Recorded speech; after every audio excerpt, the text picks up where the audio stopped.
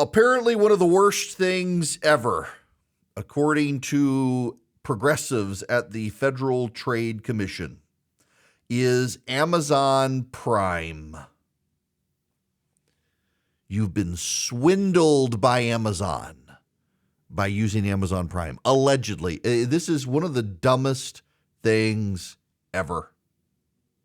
Now, you should know that the Biden-appointed head of the Federal Trade Commission is made a name for herself being exceedingly anti-Amazon. The woman, Lena Khan, has been a longtime critic of Amazon for labor practices and the like. And so she's decided to use the FTC to go after the company she has a grudge with, which is really problematic. But so her complaint is that people are forced to use Amazon's Prime service. And once they get into it, they can't get out of it. Now, by way of comparison, I have an account with the Wall Street Journal. I subscribe to a lot of news services. I subscribe to the New York Times and the Wall Street Journal and the Washington Post and National Review and Epoch Times and the like. I have subscriptions. I have to stay educated. If I want to cancel my Wall Street Journal subscription, I literally have to call a phone number to cancel my digital subscription. I don't get the print paper. I just go online. And if I want to cancel it, I have to call someone who will spend their time trying to talk me out of canceling my subscription. It's not just the Wall Street Journal. The Washington Post has done this. The New York Times as well. The New York Times has only just dropped forcing me talking to a person. You can now go through a convoluted process online to cancel.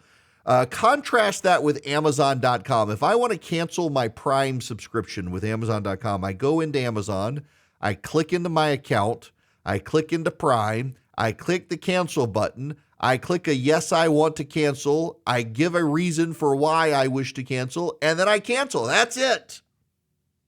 I don't have to call anybody. I don't have to talk to anybody. I just go through the prompts. Go to my account, log in Amazon, go to my account, go to Prime. Do you want to cancel? Yes. Are you sure you want to cancel? Yes. Would you mind telling us why you're canceling? Okay, cancel me. I'm canceled. The FTC alleges that this violates shoppers' rights. They also claim that Amazon pressures everyone into subscribing to Amazon Prime, which is like $130 a year. Let me explain this to you for the 15 of you nationwide who are not Amazon Prime members. If you get Amazon Prime, your packages show up early and you don't pay for shipping. You get access to movies and music you otherwise wouldn't get. You get all sorts of services that you otherwise wouldn't get. It's like joining Costco or Sam's Club, where you pay money and you're able to get in and buy stuff in bulk at cheap. In fact, I suspect if Amazon loses this case, and I don't think they will, but if Amazon loses this case, they should do like Costco and like Sam's Club and say, okay, everybody has to buy a Prime membership to use Amazon. If you don't buy the Prime membership, you don't get to use it. In fact, one of the things that Amazon has to deal with is something called the Free Rider program. Free Rider, it's a term of art specifically in this case, where people who are not Prime members still get the benefit of Prime. What do I mean by that? Very simple.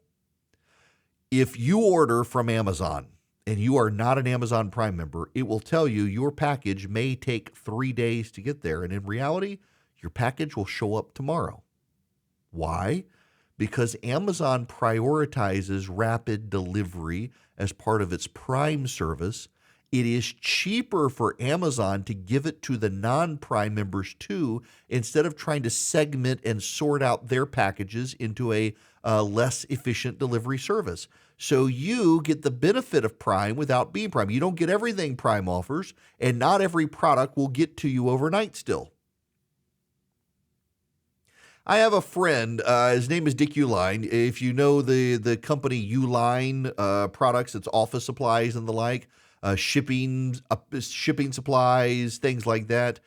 Dick Uline is a wonderful man who helped me years ago get a project off the ground. And Uline, his company, has shipping warehouses around the country so that for office supplies and things like that, they have this massive catalog. You can order envelopes, you can order stamps, you can order packing materials, you can order the styrofoam peanuts, the bubble wrap, the boxes, the tape, the scissors, the pins, you name it, notepads, anything you need, you can get from Uline for your office. And years ago, Uline Industries recognized it couldn't just do this all from Wisconsin, where they're headquartered. They needed to have warehouses around the country. And so, for example, they have a big distribution center between Atlanta and Charlotte. Why? Because Atlanta and Charlotte, North Carolina, are close to each other. You've also got Greenville, South Carolina on the way. You've got the North Metro Atlanta area. You've got Rock Hill, South Carolina up there. So you put a warehouse between Charlotte and Atlanta, and you're going to get a massive amount of business customers who can be rapidly shipped to. I mean, from Atlanta to Charlotte, you got Gastonia, you got Spartanburg, you got Greenville, you got Anderson, you got Commerce, Georgia, you've got Gwinnett County, Georgia, you've got Atlanta, and you got the Athens area, you've got Columbia, South Carolina, Knoxville, Tennessee, Chattanooga, Asheville, and then you get over to Birmingham as well. It makes sense. You would do this. You would put a warehouse there. Around the country, Uline was very strategic in building warehouses to make sure they could do rapid delivery of office supplies to their customers, so those customers did not have to wait. When Amazon came along and Amazon got big, you will not be surprised to learn that if you put a Uline warehouse on a map, you'll find an Amazon delivery warehouse very close to Uline. Why? Because they realized Dick Uline's a genius and we should just steal what he did. And they started putting Amazon warehouses where Uline warehouses were because Amazon wanted to beef up their prime delivery. Not only did Amazon want to beef up their prime delivery, but they started buying trucks so that they didn't have to rely on UPS or FedEx or the post office. They could do delivery themselves. Where I live now, they got an Amazon, they call it a fulfillment center south of me. In some cases now, y'all may want to sit down for this one. In some cases now, I can put in an order in the morning with Amazon and it shows up the same day. And I don't live in the biggest city. In the biggest cities in America, New York and Los Angeles and Chicago and parts of Atlanta now, you get regular same-day delivery from Amazon warehouses. It is amazing what they have done. And what they have done in particular is they paid attention to where their prime members are and the sorts of thing their prime members need. So I guarantee you that the Amazon warehouse that's south of me has a lot of home supplies and probably a lot of camera parts, because that's what I get on a regular basis from Amazon. And now they show up so quick, I'm pretty sure they must be stocking that warehouse just for my family. Y'all, I get so much stuff from Amazon. The UPS guy shows up at my house on days he doesn't even have stuff for me because by habit, he shows up so much. We get so much from Amazon. We get our toilet paper from Amazon. We get our paper towels from Amazon. We get our soap from Amazon. We get our laundry detergent from Amazon. We get protein shakes from Amazon. We get so much stuff on a regular basis from Amazon because it shows up at my house. I do not have to encounter the thing I hate most in life, which is called another human being. And I don't have to do anything, and I get it cheaper. I can't go to the grocery store and conveniently buy the toilet paper for my house of 4 people who seem to be pooping all the time and get the convenience of Amazon, the price of Amazon, and the amount of toilet paper. I don't know how one family goes through that much toilet paper, but my family manages. So I rely on Amazon for those big bulk purchases. They show up at the house. I used to go to Sam's Club for stuff like that, but when you go to Sam's Club, you got to encounter people starting at the door. You've got to encounter a human being. and I don't want to have to encounter a human being. Amazon packages just show up outside my house like a little gnome has rapidly delivered them there, and I realize it's the UPS guy, but I don't see him except on the security camera. I don't have to talk to him. It's a wonderful service. And for that wonderful service, the FTC has decided Amazon must be punished. That's what they're doing here. This is not a monologue in praise of Amazon. It's a monologue condemning the Federal Trade Commission. Amazon has brought down prices, increased competition, managed to deliver, in some cases, same-day delivery. And for that, the Biden administration wishes to punish them.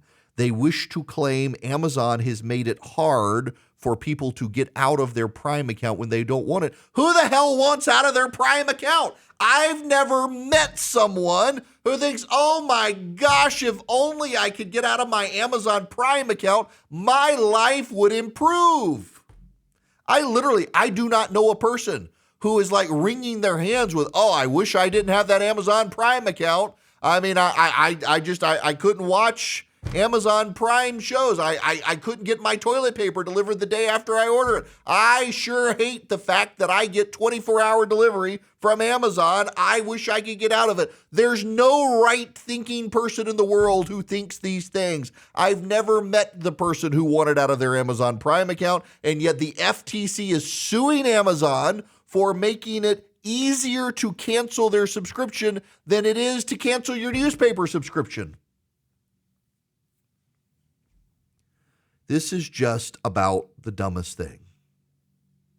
If the FTC wanted to sue, they should sue all the other companies that make it more onerous to get out. I subscribed to a service a couple of years ago, and I realized I didn't need it, and I tried to cancel it. And they told me I could only cancel within 30 days of the renewal date. And of course, I forgot, and it renewed last year, and it's come up for renewal this time, and I tried to call to cancel it. Well, now you got to email them. Well, the email bounced back from the email. I don't know how to cancel this thing. I wound up actually calling my credit card company and explaining the situation to them, and they're not going to process the charge for me, thank goodness. FTC should go after companies like that, not after Amazon. Let me read you Ben Thompson. He writes a website, Stratechery. I think most people pronounce it Stratechery, but he wants to call it Stratechery. This, to my mind, is the chief reason why this complaint rubs me the wrong way. Even if there is validity to the FTC's complaint, the overall thrust of the prime value proposition seems overwhelmingly positive for consumers. Surely there are plenty of other products and subscriptions that aren't just bad for consumers on the edges, but also in their overall value proposition and reason for existing. Amazon actually saves people money on a daily basis through their Prime subscription. And you know what's going to happen? It's easily predictable. If the FTC wins, Amazon is going to become like Sam's Club, BJ's, or Costco. They're going to make everybody buy the Prime subscription. And if you don't buy it, you're not going to be able to use Amazon. And that's going to drive up the costs on those people the FTC claims to be helping. In fact, all the FTC is helping is Nurse Linda Khan's grudge against Amazon, a company she doesn't like, not because of their services, but because she's a big liberal who doesn't like their union practices and unionization and the way they treat their employees, and she can't come after them for that at the FTC, so she's coming after them for the one good thing they've done and making life worse for all of us. Thank you, Joe Biden and the Democrats, for putting this woman on the FTC. He'll do the research